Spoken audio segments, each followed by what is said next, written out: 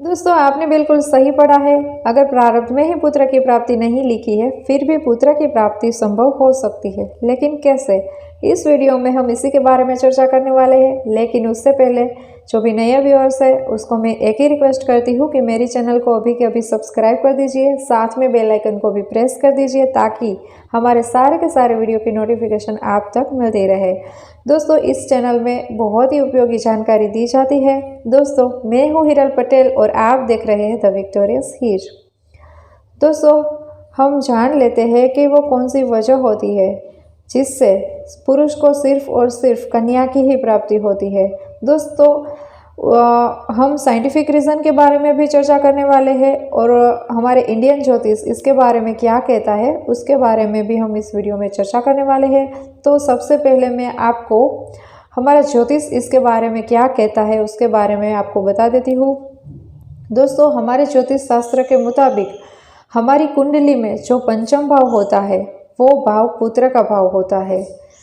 दोस्तों reason number 1, यदि पंचम भाव में खुद पाप ग्रह आकर बैठ गया हो तो पुत्र की प्राप्ति असंभव होती है। रीज़न नंबर 2, यदि पंचमेश खुद किसी पाप ग्रह के साथ जाकर बैठ गया हो तब भी पुत्र की प्राप्ति असंभव होती है। रीज़न नंबर 3, यदि जन्म पत्रिका के पंचम भाव पर किसी पाप ग्रह की दृष्टि पड़ रही हो तब भी पुत्र की प्राप्ति असंभव होती है। रीज़न नंबर 4, यदि जन्म पत्रिका में गुरु ग्रह यानी कि बृहस्पति ग्रह बहुत ही कमज़ोर अवस्था में हो तब भी पुत्र की प्राप्ति असंभव हो जाती है। दोस्तों ये तो हमने चर्चा कर ली कि इसके बारे में हमारे ज्योतिष क्या कहता है। दोस्तों अब हम इसके साइंटिफिक रीज़न क्या होते हैं उसके बारे में भी चर्चा कर लेते हैं। दोस्तों हमारा साइंस यह कहता है कि पुरुष के स्पर्म में यानी कि पुरुष के वीर्य में X और Y नाम के अणुसूत्र होते हैं। अगर किसी पुरुष के स्पर्म में X अणुसूत्र की मात्रा ज़्यादा होती है तो उस पुरुष के स्पर्म से सिर्फ और सिर्फ कन्या की प्राप्ति होती है यानी कि पुत्री की प्राप्ति होती है। अगर उसके स्पर्म में Y अणुसूत्र की मात्रा ज़्यादा होती है तो उससे उसको सिर्फ और सिर्फ पुत्र की प्राप्ति होती है।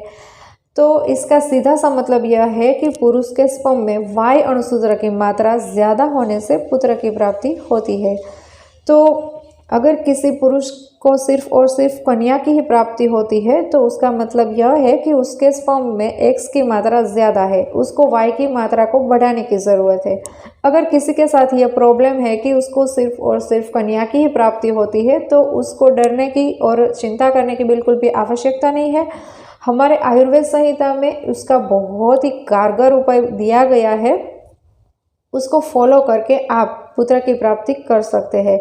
दोस्तों हमारे आयुर्वेदिक संहिता में 3 बहुत ही अमृत के समान कारगर रसायन का वर्णन किया गया है।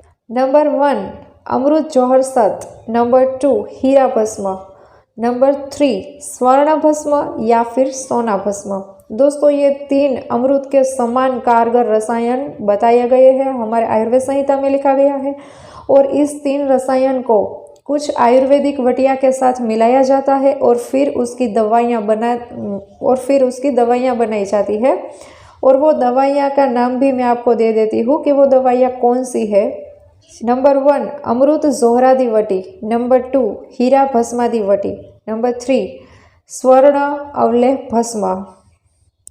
दोस्तों ये 3 आयुर्वेदिक दवाइयाँ तैयार की जाती है और दोस्तों इस 3 आयुर्वेदिक दवाइयों का सेवन उस पुरुष को करना है जिस पुरुष के द्वारा सिर्फ और सिर्फ कन्या की ही प्राप्ति होती है। उस पुरुष को इस आयुर्वेदिक दवाइयों का सेवन 3 माह तक करना है। 3 माह के बाद उसकी स्पर्म की क्वालिटी इतनी बेहतर हो जाएगी कि वो पुत्र की प्राप्ति के लिए सक्षम हो जाएगा।